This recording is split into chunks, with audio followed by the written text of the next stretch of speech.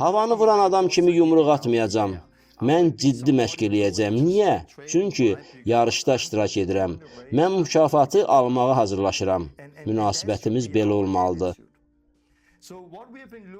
Biz çıxış kitabında olan müjdəni araşdırırıq. Çarmıq. Hər şey çarmıqda ölməlidir. Pasxa quzusu Məsih çarmıqda qurban oldu. Çarmıq nəyi təmsil eləyir? Çarmıq ölümü, dəfni və dirilməni təmsil eləyir. Biz günah üçün ölməliyik. Köhnə ölü həyatımızı bastırmalıyıq. Və Məsih müqəddəs ruh tərəfindən dirildiyi kimi, biz də Məsihlə birlikdə dirilib yeni həyata başlayırıq. Burada biz ölümü, dəfni, dirilməni görürük.